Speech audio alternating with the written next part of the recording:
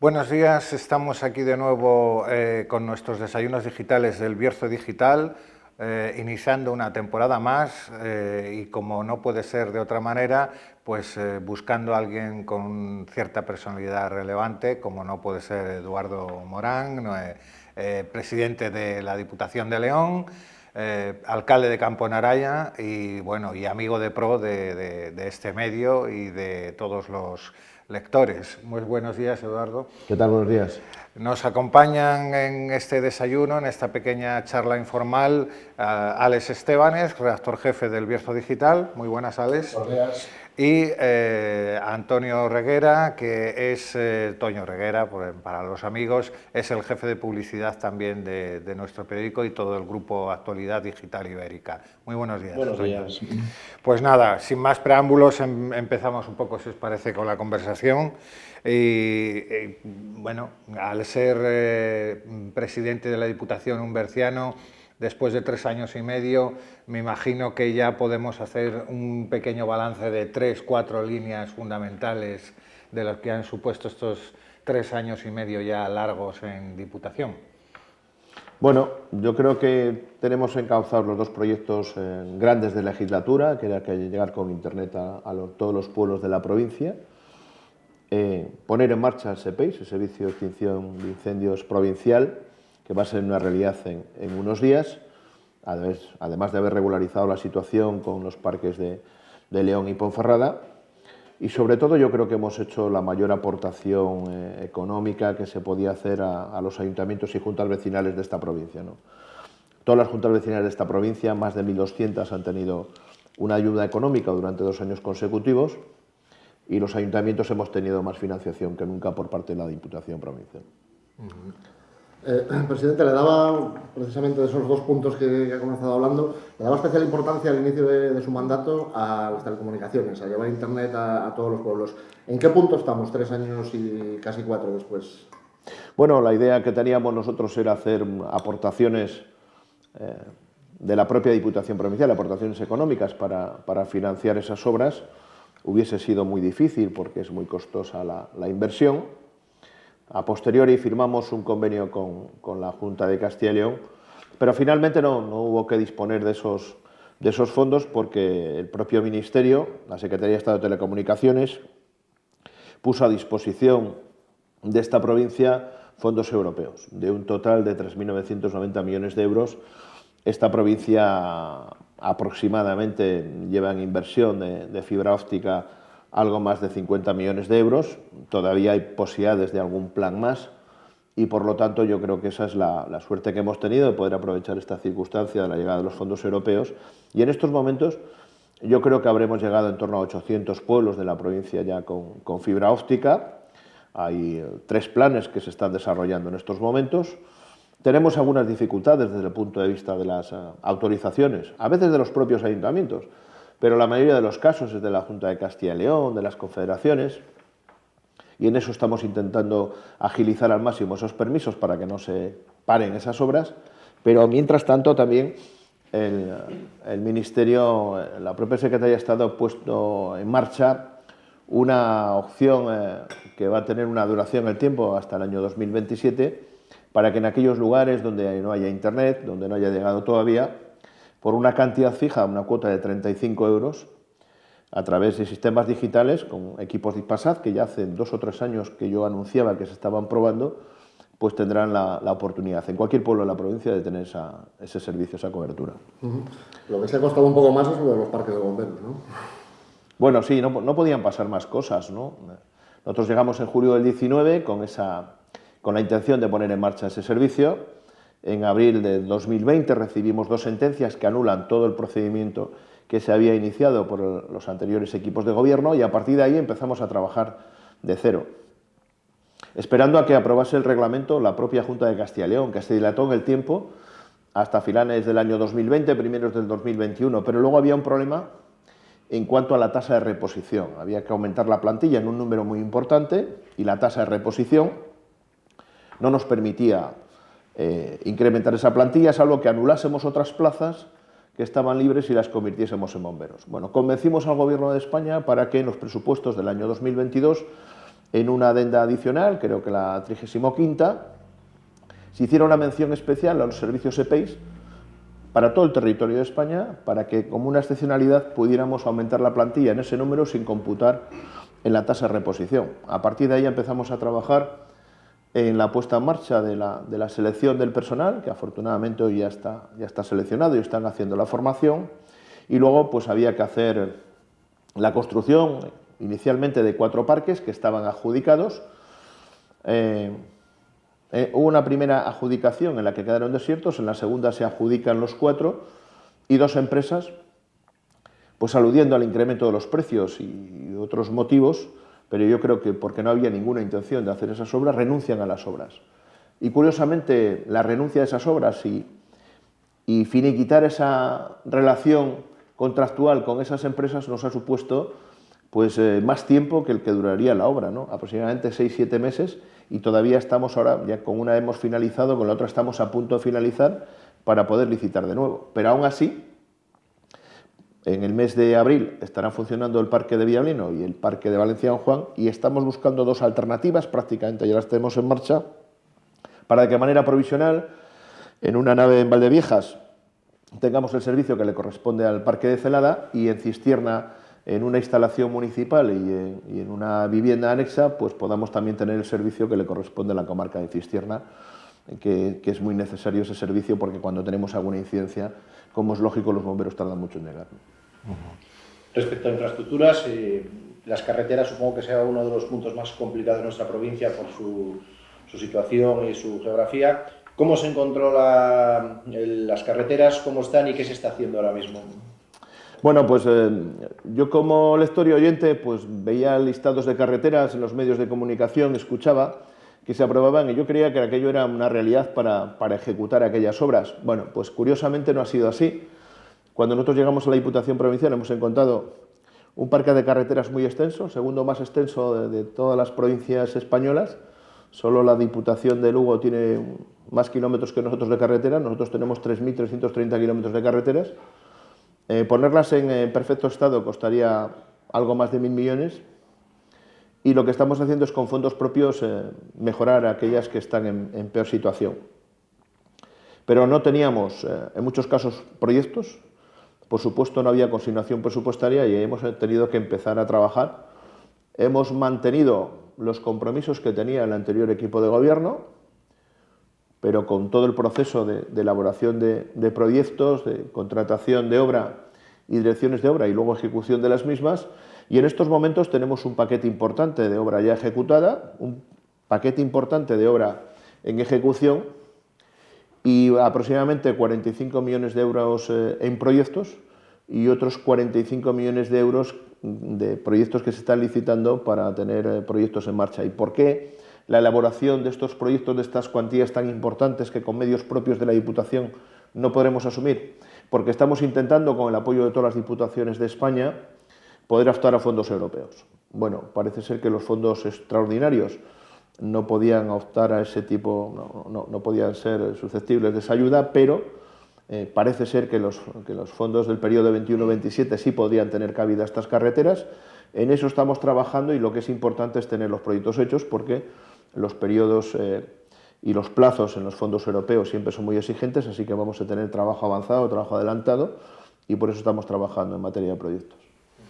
A falta de esos 3 meses, aunque luego al final se convierten en 4 por todo el mecanismo que hay de sustitución en la administración después de las elecciones, ¿qué cosas podrían ser de esas que quedan pendientes o que te gustaría hacer para en próximas legislaturas? ¿O que te quedan ahí y que hubiese te gustado rematar?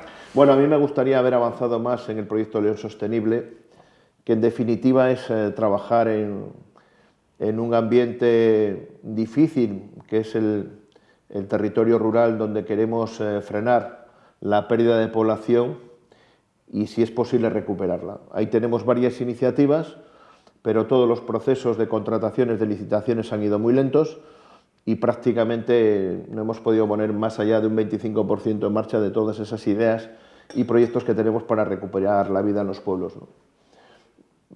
Por ejemplo, Entendemos que para que haya vida en los pueblos hay que prestar servicios de calidad. Los servicios básicos imprescindibles en el territorio rural son competencia de la comunidad autónoma, aquí y en cualquier comunidad autónoma. Yo creo que durante años no se ha trabajado correctamente y han perdido calidad en esos servicios y por eso mucha gente se va de los pueblos. Pero intentando recuperar eso y reclamando eso a la comunidad autónoma, pues por ejemplo nosotros estamos trabajando en materia de exclusión financiera. Bueno, yo aporté 3 ideas hace aproximadamente 2 años y medio. Hay diputaciones provinciales que ya las han puesto en marcha. Nosotros, desde el punto de vista administrativo, no hemos podido hacerlo todavía. Espero que en los meses que quedan pues sí lo podamos poner en marcha, pero es una de las asignaturas pendientes. Pero sobre todo para trabajar en materia de emprendimiento, en materia de formación y de ilusionar a la gente del mundo rural para que se quede a vivir en los pueblos y alguno regrese, ¿no? Bueno, ahora tenemos una posibilidad más, que yo entiendo que es una posibilidad más para el mundo rural, que es el reconocimiento SIPAN, que nos concedieron el 4 de noviembre del año pasado y que hay que desarrollarlo, hay que ponerlo en marcha.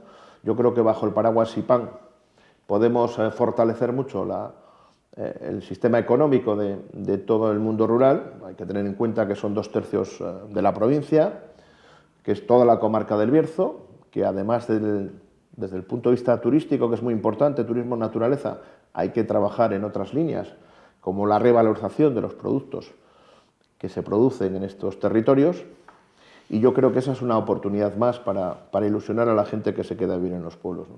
Bueno, yo creo que ese proyecto de León Sostenible es el que todavía se nos queda muy cojo por falta de tiempo, ¿no? Desde su llegada a la Diputación, digamos que ha desembarcado un poco el Bierzo en la Diputación.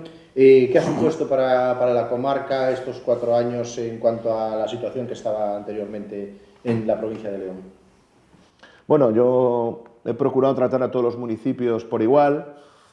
Siempre digo que cuando me hablan del Bierzo es la comarca que más conozco y por lo tanto tengo más conocimiento de los problemas que hay en la comarca del Bierzo. Cuando me hablan de una carretera prácticamente no necesito que me hagan un informe los técnicos porque la conozco, ¿no?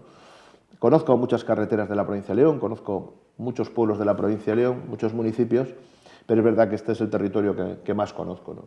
Yo he procurado que la comarca del Bierzo tenga en la política provincial la importancia que tiene, no solo por la población en sí, sino por lo que supone también desde el punto de vista de la aportación económica a la economía de esta provincia, lo que ha supuesto también en materia de puestos de trabajo y ahora puestos de trabajo que hemos perdido como consecuencia del cierre de minas y de centrales y que estamos intentando recuperar. Y en ese sentido, pues desde la Diputación Provincial y como presidente lo que he intentado es mediar en muchos ámbitos, en muchos ministerios, también con la comunidad autónoma, para ayudar a revitalizar esta comarca, que creo que es una de las comarcas que más ayuda necesita dentro de la provincia de León, ¿no?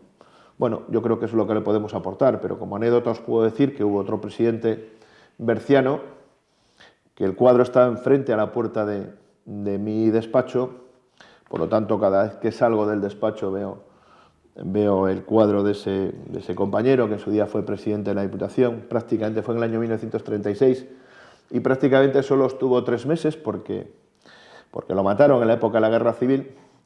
Pero cuando llegué a la Diputación Provincial se acercó una señora un día a la puerta y me dijo: ¿usted es Morán? Digo, sí. Dice: ¿usted es el presidente de la Diputación? Digo, sí. ¿Berciano, verdad? Digo, sí. Pues tenga cuidado porque el último que hubo del Bierzo solo duró 3 meses. Bueno, yo llevo 3 años y medio allí, algo largos, y me siento muy a gusto trabajando en la política provincial, pero sin perder siempre la referencia de donde vengo, que es de la comarca del Bierzo, y que además soy alcalde del municipio del Bierzo, ¿no?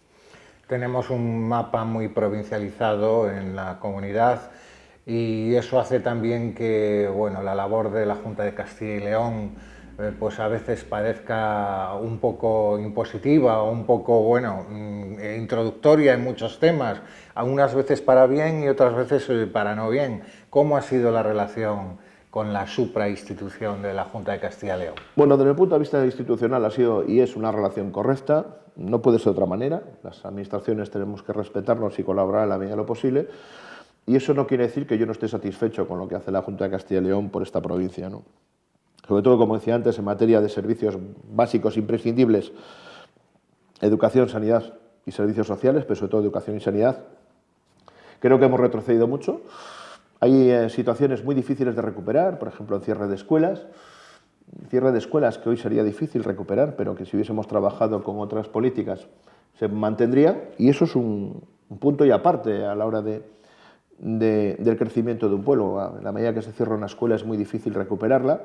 Y luego en materia sanitaria, bueno, pues estamos convirtiendo el Hospital del Bierzo, que es un hospital de referencia, en un gran ambulatorio. Desgraciadamente los profesionales se van, unos se van cansados de tanto esfuerzo de trabajo y otros porque no se consideran realizados porque no tienen posibilidades de hacerlo.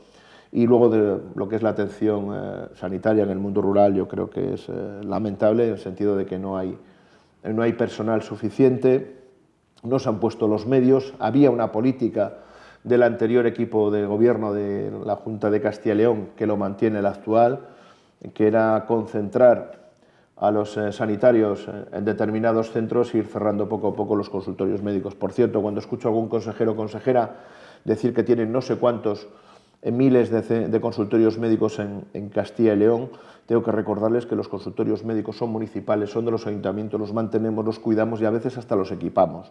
Y digo cuando los equipamos que incluso ha habido ayuntamientos que han comprado equipamiento médico para que los trabajadores del SACIR puedan prestar el servicio en las mejores condiciones para las personas del mundo rural. Yo creo que esa es la gran deuda que tiene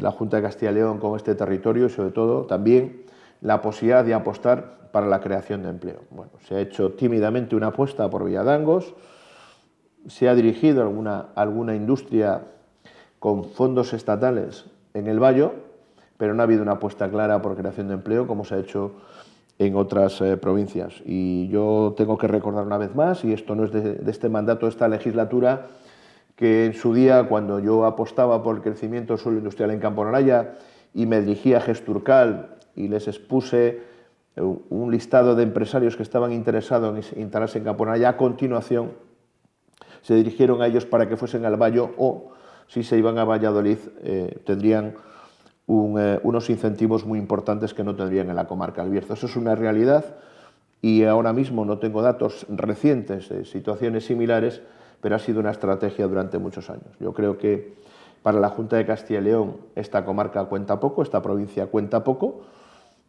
Recientemente hemos visto cómo hemos tenido que presionar al Gobierno de España para que a su vez presionase a la Junta de Castilla y León para que la renovación, la modernización de los regadíos del Canal Bajo del Bierzo fuesen una realidad. Pero es que hace 3 meses aproximadamente el consejero me dijo que ya era prioritario los regadíos del Bierzo, era un lunes, y el miércoles, en una reunión con la SEIASA, éramos el tercero de 3. Es decir, no ha habido una apuesta clara por esta comarca y esos son detalles. Y también podría hablar de parque agroalimentario y otras cuestiones que han sido compromisos de la Junta de Castilla y León, el mismo Gobierno de Castilla y León en este territorio y que no se han cumplido. Vamos a bajar al nivel municipal, aprovechando su condición también de alcalde de Campo Naraya y también la de presidente del PSOE regional, porque parece que el PSOE tiene como muchos frentes abiertos, ¿no? En esta pre-campaña, Villablino, Cacabelos, Toral de los Vados, Favero. ¿Cómo está la situación en el partido a 2 meses y medio de...? Bueno, yo creo que está como siempre, ¿no? Lo que ocurre siempre que llega un momento de elaboración de listas, yo lo he dicho siempre y además es una realidad, los dos grandes partidos, el Partido Socialista y el Partido Popular, hacemos las listas de los pequeños partidos, lo digo con todo el respeto y todo el cariño a otros grupos políticos que tienen menos implantación en el territorio, los hacemos con los enfadados nuestros, ¿no? Cuando tú llegas a un pueblo, sobre todo donde no gobiernas, intentas hacer una lista nueva, a lo mejor hay 2 opciones, a uno de ellos no le permites porque es imposible hacer 2 listas, tienes que elegir una de ellas, esa gente se enfada o no se entiende o no entiende el comportamiento del partido y se van a una tercera opción. Eso ha ocurrido siempre en este partido, en esta comarca, en esta provincia.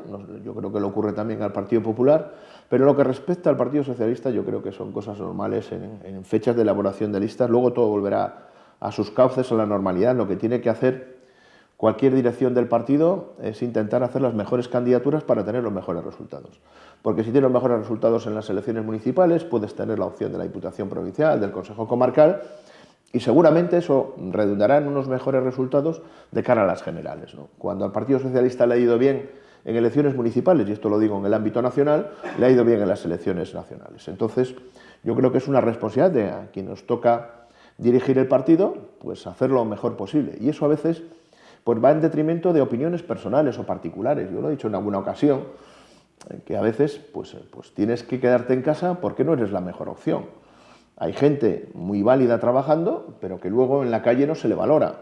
Y a veces es injusto, porque es gente muy capaz y gente que ha trabajado mucho, gente muy honrada y honesta, pero no son entendidos por los ciudadanos, y entonces a esa gente, después de una segunda oportunidad, a lo mejor una tercera, pues hay que apartarles. Y luego, también es verdad que algunos llevamos mucho tiempo en la política, algunos llevamos menos de lo que algunos piensan. Creen que, en mi caso, creo que llevo como 30 años de alcalde, llevo 7 años y medio, casi 8, pero hay veces que la gente ya lleva mucho tiempo y tenemos que provocar una renovación. Bueno, y eso también lo digo en mi casa, ¿no? En el municipio de Campo-Navalla, donde hay que ir pensando que Eduardo Morano puede ser el eterno candidato a la alcaldía de Campo-Navalla, y habrá que buscar un compañero o compañera que me sustituya en esa candidatura a futuro. Yo creo que eso es lo que intentamos hacer en todos los sitios, y luego también es verdad que tenemos unas normas internas del partido que acatamos todos, pero que a veces son dañinas para nosotros. Unas veces nos benefician a nivel particular, otras veces nos perjudican, pero las tenemos que acatar. Yo las he criticado internamente porque creo que son injustas, pero tampoco he tenido mucho éxito, con lo cual, bueno, pues son las normas que tenemos, las acatamos y hay que cumplirlas. Damos fe como los notarios de que ha estado ahí cumpliendo como alcalde de Campo-Navalla todas las semanas. ¿Qué hemos avanzado en estos 3 años en Campo-Navalla? ¿Qué realizaciones podemos un poco explicar? Bueno, yo soy muy exigente conmigo mismo, ¿no? Y también con mi equipo. A mí me gustaría haber avanzado más pues, por ejemplo, con la recuperación de la Casa Ucieda, donde estamos trabajando en 2 obras distintas, en la propia Casa Ucieda y en la Casa Moruna, que es el edificio auxiliar, pero las obras van con lentitud. En su día sacamos la licitación, quedaron desiertas por ese incremento de precios, y teníamos una subvención del 1,5% cultural, también del ILC, en el caso de la Casa Moruna, y por lo tanto hemos empezado con mucho retraso. Bueno, las obras van bien, pero posiblemente al final de mandato no estén todavía terminadas. Yo soñaba con hacer actividades este verano allí, ¿no? Desde el punto de vista social, que es algo que me preocupa mucho, vamos a poner en marcha un plan piloto para cuidar a las personas mayores, bueno, para estar pendientes de ellos en su domicilio, porque creo que a las personas mayores, cuando les sacas de su entorno familiar, se acelera su envejecimiento. En estos días empieza a funcionar ese servicio, pero también estamos con la licitación del centro de día, y las obras de la residencia pues van a un ritmo adecuado, pero también me gustaría que fuesen más rápidas. En definitiva, en esa exigencia que yo me hago a mí mismo, creo que vamos lentos con algunos de los proyectos, y luego pues hay deudas con el municipio que me gustaría dejarlas encauzadas antes de que yo dejase el ayuntamiento, la alcaldía, ¿no? Yo creo que el recinto ferial necesita una obra de modernización, de actualización. Hay que terminar ese edificio del Barco, que es un monstruo, que a veces parece que crece con la humedad del arroyo, pero bueno, estamos haciendo obras, estamos poniendo en marcha servicios dentro del edificio. Ahora vamos a licitar estos días la biblioteca en 2 plantas, y por lo tanto ya tenemos ahí prácticamente 2/3 del edificio en funcionamiento. Y luego estamos haciendo obras de mejora de infraestructuras, pero yo creo que eso es una obligación como responsables municipales, y creo que ni siquiera haría falta tener un concejal o concejales y un alcalde para hacer obras de modernización de las calles o de los alumbrados públicos, porque eso lo podría hacer un propio funcionario. Hay que trabajar en otras estrategias de formación de la gente, de creación de puestos de trabajo, de mejora del suelo industrial, de buscar empresas atractivas para el municipio, que creen puestos de trabajo. Esa es la dinámica en la que trabajamos todos los días, y siempre hay cosas por hacer en un municipio, por pequeño que sea, ¿no? Dejaba antes caer esa eterna promesa de la Junta del Parque Agroalimentario del Bierzo, que no acaba de llegar, y hace unos días anunciaba que precisamente se habían decidido dar el paso a nivel municipal, en Campo-Navalla y Ponferrada, y unos terrenos ahí entre los 2 municipios donde quieren empezar a impulsar eso. ¿Es viable que eso salga directamente de los ayuntamientos sin ayudas por encima? Bueno, hace mucho tiempo, cuando yo le reclamaba insistentemente a la Junta de Castilla y León ese parque agroalimentario, pues nos visitó la ministra de Industria, Reyes Maroto, nos reunimos con el sector de los consejos reguladores y arrancamos el compromiso de la propia ministra Reyes Maroto de que ella colaboraría en esa infraestructura como ministerio. Bueno, no hemos conseguido que la Junta de Castilla y León haga absolutamente nada. Es más, cuando nos visitan algunos consejeros o propio presidente, algunos dicen que no es necesario, otros que no hay que hacer más instalaciones de hormigón, pero entendemos que sigue siendo una infraestructura necesaria para nuestro sector agroalimentario. Ha surgido la posibilidad, y ahí quiero agradecerle el esfuerzo también de Carmen Morán, la senadora del PSOE por León, y en concreto de la comarca del Bierzo, que ha hecho una gestión con el Ministerio de Industria para poner en marcha un estudio que en un territorio que vamos a compartir el Ayuntamiento de Ponferrada, el municipio de Ponferrada, el municipio de Camporanaya, donde trabajamos en un proyecto de parque tecnológico. En ese espacio de terreno estamos pensando y vamos a hacer ese estudio, y si es posible implantaríamos allí ese parque agroalimentario. Habría que ver las opciones de financiación, pero en cualquier caso entiendo que es una infraestructura necesaria para esta comarca para seguir creciendo en ese sector y para ayudarle a ese sector no solo en la comercialización, sino también en el estudio de la mejora de esos productos, porque también en el sector agroalimentario hay que innovar, hay que investigar, y eso se puede hacer desde un parque agroalimentario. Hay algunos ejemplos en España que funcionan muy bien desde hace años, y yo creo que esa es una deuda que tiene la Junta de Castilla y León con el Bierzo, pero en cualquier caso optamos a otro tipo de financiación por si la Junta sigue durmiendo ese proyecto. Y ya por último, ¿qué ha supuesto simultanear el cargo de alcalde con el de presidente de Diputación? ¿Qué ha sido lo sacrificado? ¿Qué es un poco lo que más ha costado llevar? Bueno, sobre todo es la distancia. Voy y vengo todos los días a León, salvo que tenga algún viaje más lejano, que a veces ocurre.